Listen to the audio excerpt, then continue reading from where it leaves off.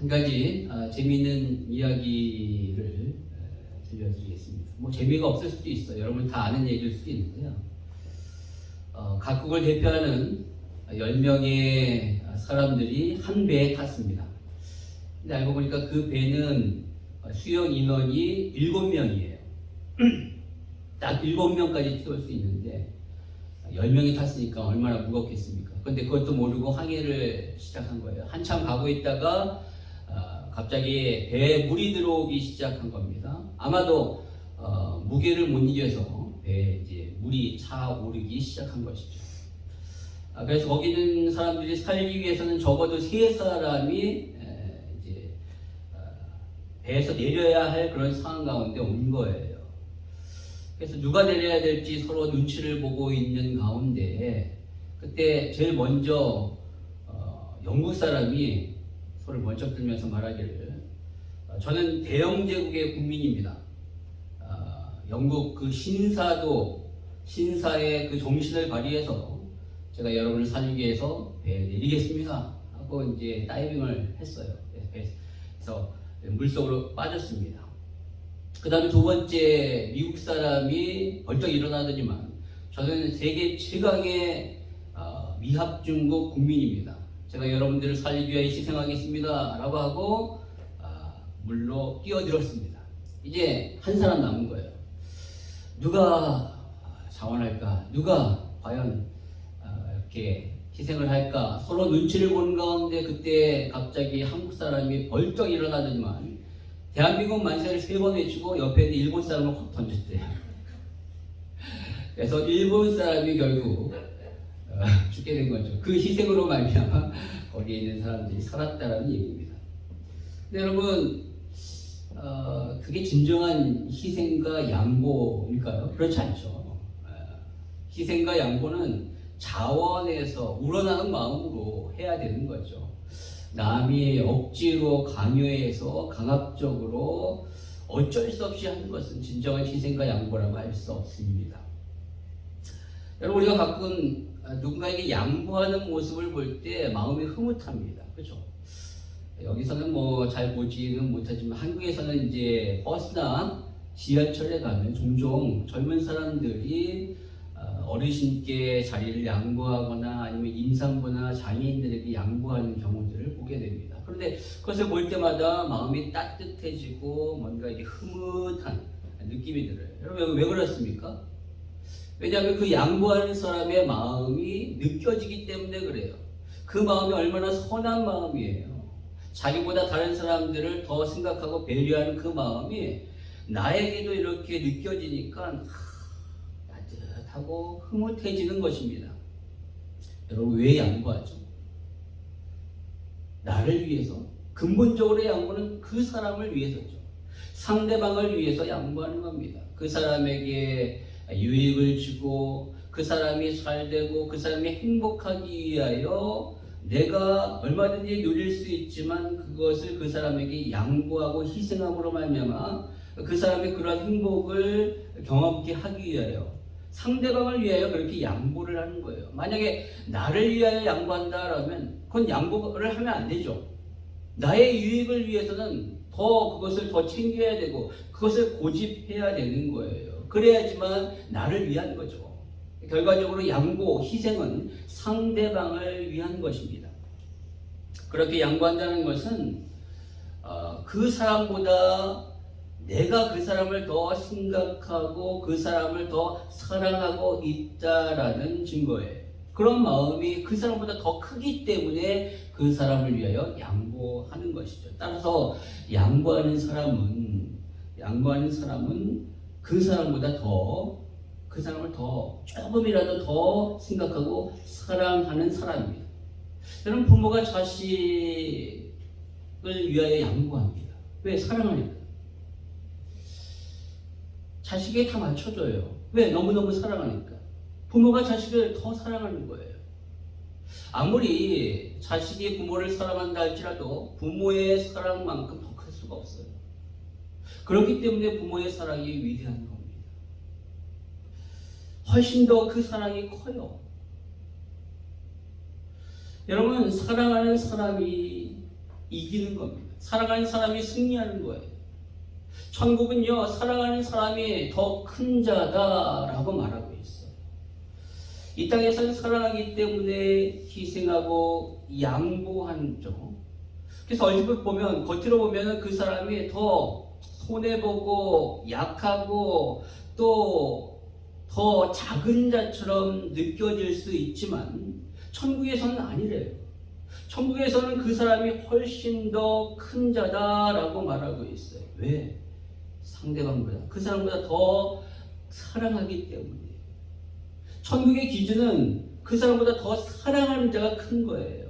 그래서 예수님은 마태복음 23장 11절에 보니까 너희 중에 큰 자는 너희를 섬기는 자가 되어야 하리라 라고 말씀하셨습니다. 예수님은 제자들보다 훨씬 더 제자들을 사랑했어요. 제자들이 예수님을 사랑하는 것보다 예수님은 제자들을 훨씬 더 사랑하셨어요. 그래서 제자들을 섬겼습니다. 어떻게 섬겼습니까? 그들의 발을 씻겨줄 정도까지 섬겼어요. 요한복음 13장 1절에 보니까 6월절 전에 예수께서 자기가 세상을 떠나 아버지께로 돌아가실 때가 이른 줄 아시고 세상에 있는 자기 사람들을 사랑하시되 끝까지 사랑하시니라. 그의 제자들을 끝까지 사랑하셨어요. 그래서 그들의 더러운 발을 씻겨주실 정도까지 그렇게 사랑하셨다라는 거예요. 여러분, 사람들이 보면 누가 더 큰 자입니까? 제자들이 큰 자예요. 그 관계를 모르고 딱 쳐다보면 제자들도 훨씬 더 큰 자처럼 보여요. 왜요? 발을 씻겨주는 사람은 노예와 종이니까. 낮은 사람이 발을 씻겨주지 높은 사람이 발을 씻겨주지는 않잖아요. 어찌 제자가 스승의 발을 씻겨주지 스승이 제자의 발을 씻겨줄 수 있겠어요? 그런데 예수님은 스승임에도 불구하고 제자들의 발을 씻겨주었습니다. 왜요? 천국에서는, 하나님의 나라에서는 그렇게 섬기고 사랑하는 자가 더 큰 자임을 보여주시기 위해서죠. 발을 씻겨주는 것은 그 사람보다 그 사람을 더 사랑하는 사람이고, 그렇게 사랑하는 사람이 저 천국에서는 더 큰 자인 거예요.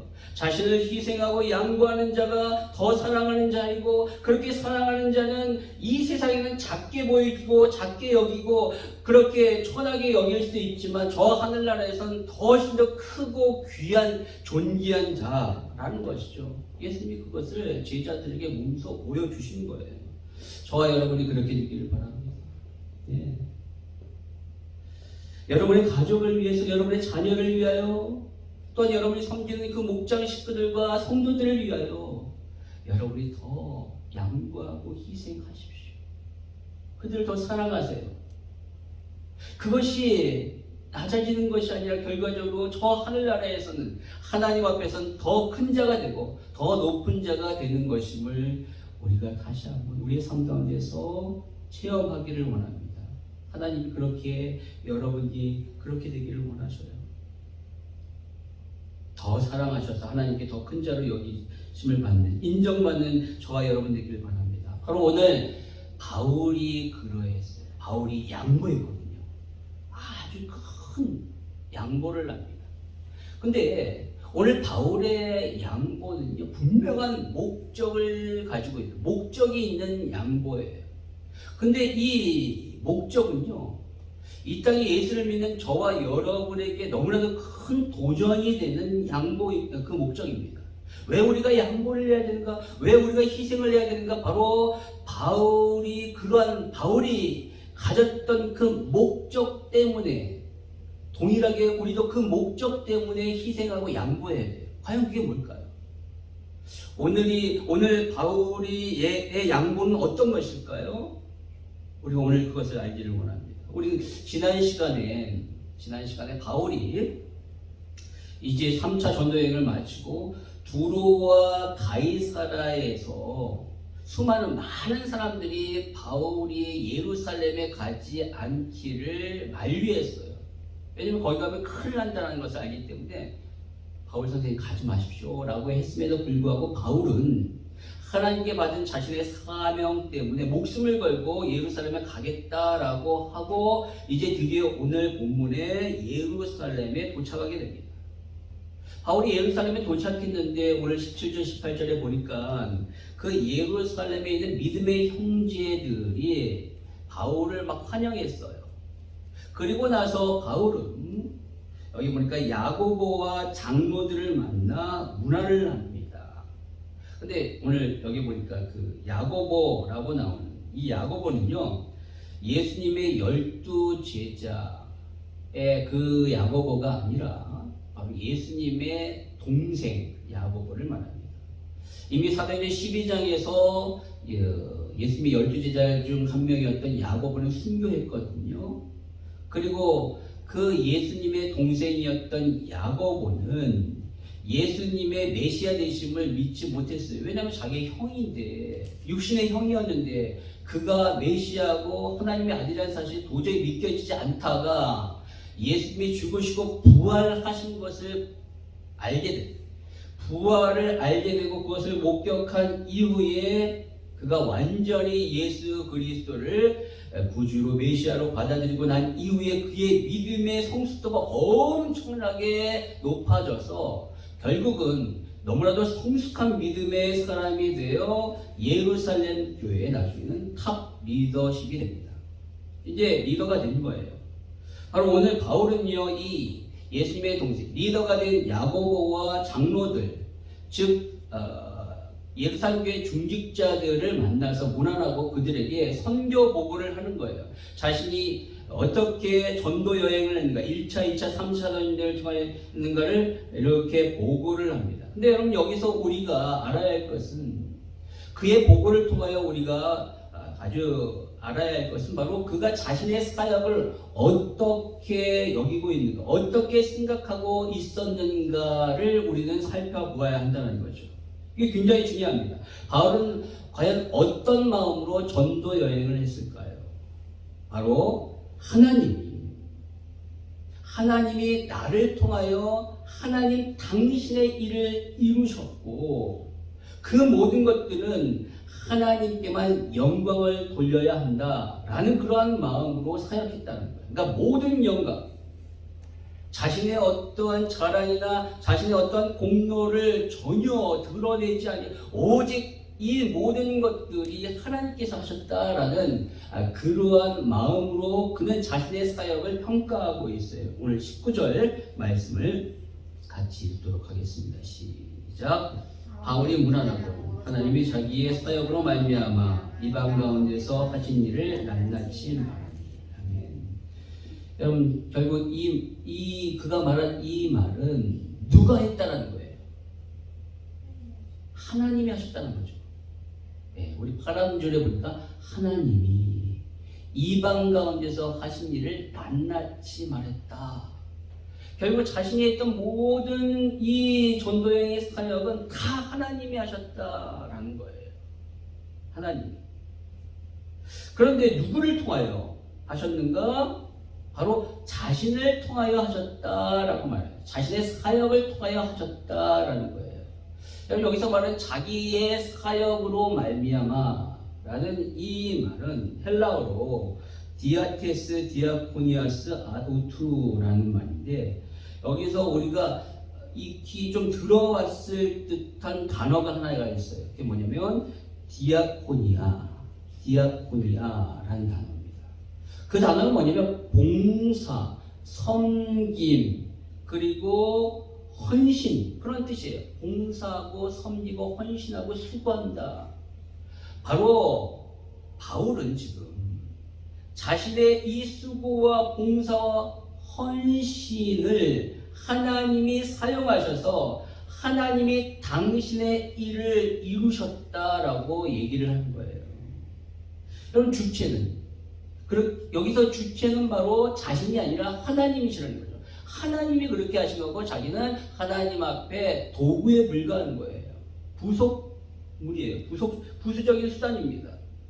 그런데 바울이 이렇게 얘기하면서 자신이 그렇게 하나님 앞에 쓰임 받았다는 것이 너무나도 기쁘고 감사하고 그것이 그에게 큰 영광이었어요.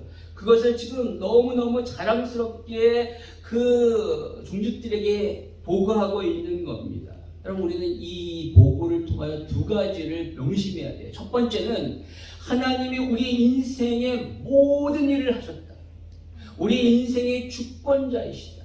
하나님이 우리를 살리기도 하시고 우리를 죽이기도 하시고 우리를 흥하기도 하시고 우리를 망하기도 하시고 우리 삶에 일어나는 모든 것들이 하나님의 뜻 가운데 있으며 특별히 우리의 승리와 성공은 내가 잘나고 똑똑하고 열심을 해서가 아니라 하나님이 당신이 하셨다는 거예요. 하나님이 하나님의 열심 가운데 이루신 것이고 하나님이 허락하셨기 때문에 된 것이지 내가 한 게 아닙니다. 모든 것이 하나님께서 하셨다라는 것이죠.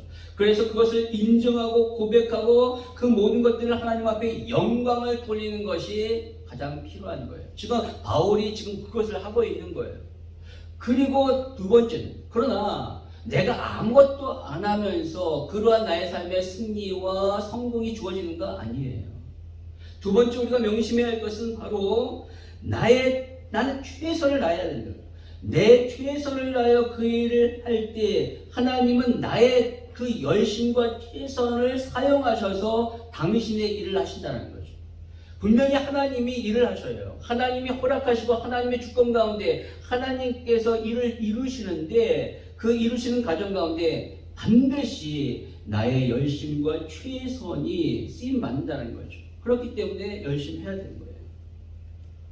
하나님 당신의 열심으로 우리의 열심을 사용하셔서 그것을 이루신다. 그래서 바울은 그것을 알기 때문에 디아코니아 봉사하고 수고하고 헌신한 거예요. 하나님이 그의 봉사와 섬김과 수고와 헌신을 사용하셔서 이방인들을 구원하셨다라고 말하고 있는 것이죠. 결단코 하나님이 그것을 사용하시지 않았다면 이방인의 구원은 있을 수 없는 것이고 바울의 사역 가운데 나타났던 그 놀라운 역사는 일어날 수 없는 거예요. 결과적으로 그 모든 것들은 하나님께서 사용하시고 하나님께서 하셨기 때문에 가능했던 것이죠. 따라서 이 모든 것들의 영광을 하나님 앞에 돌려야 하는 거예요. 오늘 바울이 이렇게 고백하는 것은 조금이라도 자신에게 영광이 돌아오지 않기를 바라는 마음에서 모든 것을 하나님 앞에 영광 돌리기 위해 이렇게 고백한 것이고 그의 이 고백의 의도대로 오늘 20절의 말씀에 보니까 그 얘기를 들었던 거기에 있었던 야고보와 장로들이 하나님 앞에 영광을 돌렸다라고 말하고 있어요. 그 의도대로 된 것이죠. 근데 여러분 오늘 야고보와 장로들이 이렇게 하나님 앞에 영광을 돌리고 나서 바울에게 한 가지 우려의 말을 하게 됩니다. 그게 뭐냐면 사람들이 바울을 오해하고 있다라는 겁니다. 오늘 20절의 말씀을 보니까 유대인들이 예수 믿는 유대인들이 아주 많아졌어요. 복음을 듣고 유대인들이 예수를 믿기 시작합니다. 그러나 그들은 율법의 열심을 가지고 있는 사람들이에요. 그렇기 때문에 아직까지 예수님을 영접했지만 복음적인 마인드, 복음적인 그 가치관이 그 안에 온전히 자리 잡지 못하기 때문에 율법적인 사고를 계속하는 거예요. 그런데 그들이 그리스도인이 된 유대인 그리스도인들이 어느 날 소문을 듣게 되는데 어떤 소문을 듣겠느냐 21절에 보니까 바울이 유대인들을 가르치는데 이렇게 가르친다는 거예요. 뭐냐면 모세를 배반하고 아들들에게 할례를 행하지 말게 하고 또 관습을 지키지 말라라고 이렇게 가르쳤다는 거예요. 세 가지죠. 모세를 배반하고 자식들에게 할례를 행하지 말게 하며 유대 관습을 지키지 말라. 그러면 이 말이 사실입니까? 아니죠. 루머입니다. 가짜예요. 이것은 소위 요즘에 말하는 가짜 뉴스입니다. 유튜브에 보면 얼마나 가짜 뉴스들이 많습니까? 너무너무 많아요. 정치적 편견에 사로잡혀서 전혀 없는 말을 지어내고 또 그것을 가감없이 받아들여 그것을 믿어버리는 사람들이 너무나 많습니다. 그러면 그것을 확증 편향이라고 하죠. 그러니까 내가 믿고 싶은 것만 믿고 나의 정치적인 성향과 노선에 맞는 것만 취하여 그것을 진짜라고 여겨 행동으로 옮기는 그런 모습들이 확증 편향이에요. 인터넷에 너무나도 유튜브에 너무나도 많아요. 그런 가짜 뉴스들이. 따라서 우리는 양쪽을 정확하게 같이 들어봐야 되는 거예요. 한쪽으로만 치우쳐서 들으면 그게 맞다라고 생각할 수밖에 없죠. 근데 다른 편의 얘기도 들어봐야지만 보다 정확하고 객관적으로 판단할 수 있는 겁니다. 그런데 오늘 이 그리스도인이 된 유대인들은, 예수를 믿은 이 유대인들은 전혀 객관적이지 못하고 일방적인 잘못된 얘기를 듣고 바울을 오해하고 있다는 거예요. 가짜 뉴스에 넘어가서 바울을 매도하고 있습니다. 바울은 전혀 그런 말을 한 적도 없고 그런 사람이 아니에요. 그렇게 얘기하지 않았습니다. 바울이 모세를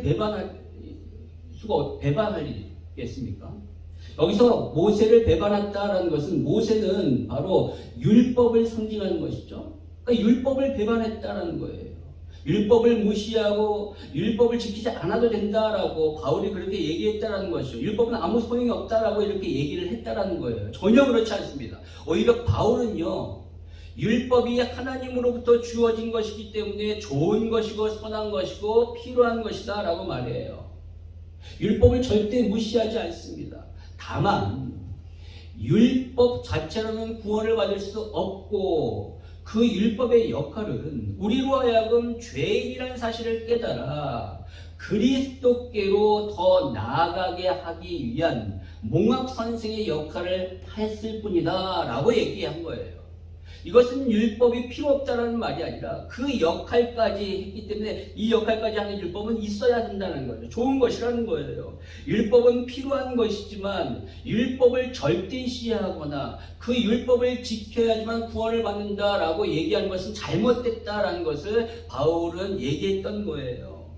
바울이 거부하고 배격했던 것은 율법이 아니라 율법주의를 말한 것이죠. 율법주의는 잘못된 거예요. 또 바울은 두 번째, 아들들에게 할례를 받지 말라라고 말한 적이 전혀 없습니다. 바울은 할례가 구원의 조건이거나 증거일 수 없다. 따라서 유대인들에게는 이것이 굉장하게 중요시 여기는 것이지만 이방인들에게는 그렇지 않다.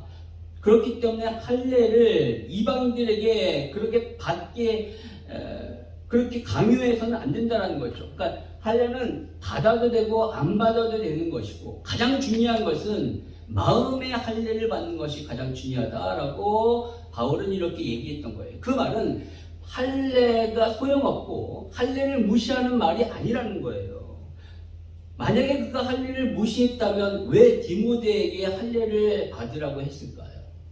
사도행전 16장 3절에 보면 자기가 영적으로 낳은 디모데에게 너는 할례를 받으라 라고 얘기를 했습니다. 왜냐하면 디모데가 어머니는 유대인이고 아버지는 헬라인이에요.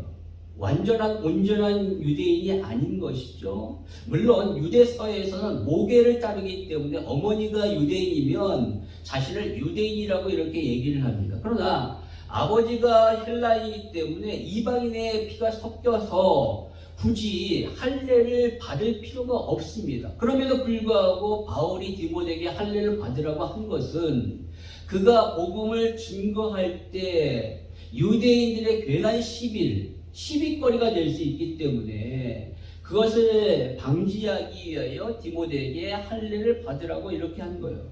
여러분, 이처럼 바울은요, 할례를 소용없는 것으로 여기지 않았어요. 오히려 복음을 위하여 할례를 받으라라고 했던 사람이라는 것이죠.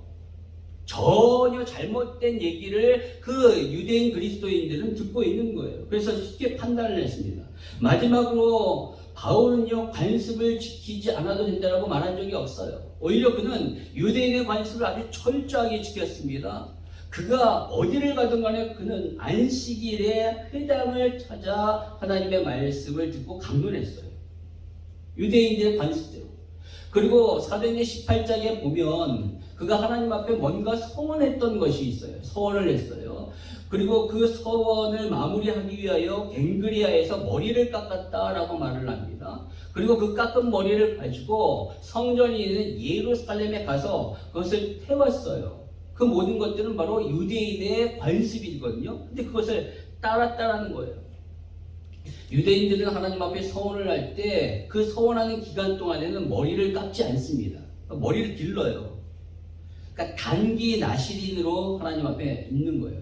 그리고 그 서원이 끝날 때 머리를 깎고 그 깎은 머리를 가지고 하나님 앞에 정해진 예물을 드리면서 그 서원을 마칩니다. 근데 바울이 그것을 그대로 했다는 거예요. 왜요? 유대인의 관습을, 자기도 유대이니까 그 유대인의 관습을 따르는 거예요. 따라서 바울은 전혀 사람들이 얘기하는 것처럼 그렇게 말하거나 행동한 사람이 아니에요. 사람들은 그런 헛된 소문을 듣고 전혀 그렇지 아니하는 바울을 너무나도 이상한 사람으로 매도했던 것이죠. 그래서 오늘 야고보와 장로들은 바울이 그런 사람이 아님을 알고 바울에게 한 가지 제안을 한 겁니다. 그게 뭐냐? 사람들의 오해를 풀기 위하여 당신은 우리 교회에 서원을 한 4사람이 있는데 이 4사람을 데리고 가서 그 서원의 마지막에 이제 행해야 될 모든 결례를 당신의 비용을 내서 그 사람들에게 그 결례를 행하도록 하라라고 얘기를 하는 거예요. 그래서 바울이 율법을 업신여기는 사람이 아니라 그 역시도 율법을 지키는 사람임을 사람들에게 보이라라고 이렇게 제안을 했던 것이죠. 여러분, 그러면 여러분 같으면 이런 상황에서 어떻게 하겠습니까? 나를 오해하고 있어요. 근데 오해하는 차원이 아니라 나를 한 번도 만난 적이 없음에도 불구하고 나를 싫어하고 나를 모함까지 합니다. 근데 그런 사람들의 오해를 풀기 위해 내가 내 돈을 들여가면서까지 그런 수고와 헌신을 해야 될까요? 바울은 굳이 그렇게 할 필요가 없어요. 왜냐하면 바울은 예루살렘 교회에서 파송된 사람도 아니고 계속 예루살렘 교회에 머물 사람도 아니고 그는 안디옥 교회에서 파송된 사람이잖아요. 그리고 그는 유대인의 사도로 부름받은 것이 아니라 이방인의 사도로 부름받았기 때문에 이번 차에 아예 그냥 유대인들, 그렇게 생각하는 유대인들 신경 안 쓰고 이방인들만 만나고 그들에게만 복음을 전하면 되잖아요. 이방인들만 상대하고 그렇게 전하면 되는 것 아니겠어요? 그런데 오늘 바울은요, 그렇게 하지 아니하고 리더십들의 제안을 받아들입니다. 왜 굳이 그렇게 하지 않아도 되는 그런 수고와 헌신, 손해를 감수했을까요? 그것은 바로 우리 자신을 위해서가 아니라 오직 복음을 위해서입니다. 복음을 위해서. 그는 사실 자신이 어떻게 여겨지든 상관이 없는 사람이에요. 그게 자신에게 중요하지 않냐고, 자신에게 가장 중요한 것은 복음이 사람들에게 어떻게 여겨지느냐가 가장 중요했습니다. 그래서 빌립보서에서 보면 그가 감옥에 갇히게 되었다는 소식을 교인들 중에 어떤 사람들이 듣고 바울의 감옥 갇혀 있음을 더욱더 괴롭게 하기 위하여 어떤 사람들이 굉장히 열심히 복음을 전했던 거예요. 바울은 감옥에 갇혀서 복음을 전하지 못하고 있는 상황인데 그 얘기를 듣고 바울을 미워하고 바울을 안 좋게 여기는 사람들이 막 돌아다니며 복음을 전하면서 나는 이렇게 열심히 난 자유롭게 복음을 전해 그러면서 바울에게 그것을 통해서 더 괴로운 마음을 심어주게 그렇게 했다는 거예요. 여러분, 참 이상한 사람들이죠. 너무 이상한 사람들이에요. 그런데 그런 얘기를 들으면 우리 같으면 어떻게 했어요? 괴롭고 마음이 아플 텐데 바울은 너무 기뻐했다라는 거예요. 왜요? 그들이 참으로 하나 겉으로 하나 거치려고 하나 그들이 어쨌든 간에 전파하는 것이 그리스도니 그로써 나는 기쁘고 기쁘다. 어쨌든 간에 복음이 전파되니까 어쨌든 간에 영혼이 구원받으니까 그것으로 기뻤다라는 거예요. 내가 마음이 나를 괴롭게 하기 위해서 그렇게 하는 거 그 얘기는 그다지 중요한 게 아니었다는 거죠. 여러분, 이것이 바울의 중심이라는 겁니다. 여러분, 그가 오늘 예루살렘에 오기 전에 에베소에 있을 때 고린도 교회를 향하여 쓴 편지가 고린도전서인데 그 고린도전서에 그가 어떤 마음으로 사역을 했는지 그 사역의 마인드에 대하여 이렇게 아주 잘 나오고 있어요. 이것을 세번역 성경으로 보면 이렇게 얘기합니다. 나는 어느 누구에게도 얽매이지 않은 자유로운 몸이지만 많은 사람을 얻으려고 스스로 모든 사람의 종이 되었습니다. 유대 사람들에게는 유대 사람을 얻으려고 유대 사람 같이 되었습니다. 율법 아래에 있는 사람들에게는 내가 율법 아래에 있지 않으면서도 율법 아래에 있는 사람을 얻으려고 율법 아래에 있는 사람같이 되었습니다. 율법이 없는 사람에게는 내가 하나님의 율법이 없이 사는 사람이 아니라 그리스도의 율법 안에서 사는 사람이지만 율법 없이 사는 사람을 얻으려고 율법 없이 사는 사람같이 되었습니다. 믿음이 약한 사람에게는 약한 사람들을 얻으려고 약한 사람이 되었습니다. 나는 모든 종류의 사람들에게 모든 것이 다 되었습니다. 그것은 내가 어떻게 했든지 그들 가운데서 몇 사람이라도 구원하려는 것입니다. 나는 복음을 위하여 이 모든 것을 하고 있습니다. 그것은 내가 복음의 복에 동참하기 위함입니다. 바울은요, 오직 영혼을 구원하기 위하여 자신의 자존심을 다 내려놓고 몇 사람이라도 더 구하려고 자신의 모든 유익을 내려놨다는 거예요. 이것이 바울의 중심입니다. 그래서 고린도서 8장에 보면 바울이 이런 얘기를 하잖아요.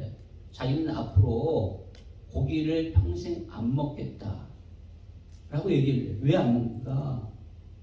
믿음이 연약한 사람들을 위하여, 그들이 낙심되지 않게 하기 위해 그렇게 하겠다라고 해요. 왜냐하면 고린도 그 지역에서는 고기가, 사람들이 먹는 고기가 거의 대부분 우상에게 제물로 먼저 바쳐진 다음에 시장에 판매되었기 때문에 예수를 믿은 사람이 교회에 들어와서 그 사실을 알고 교회에 있는 사람들이 그것을 알면서 불구하고 고기를 먹는 것을 보면서 너무너무 마음이 불편하고 괴로운 거예요.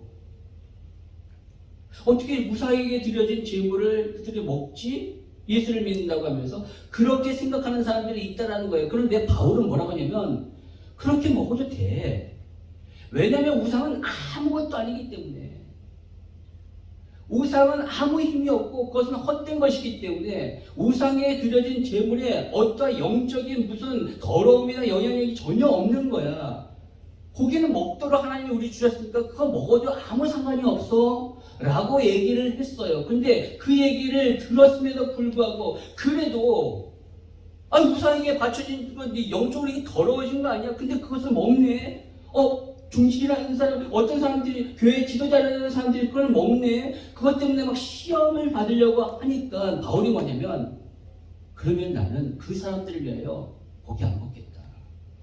그들이 아직까지 그것을 받아들일 만한 믿음이 않고, 바울은 바로 그 사람들이 믿음이 약한 사람이래요.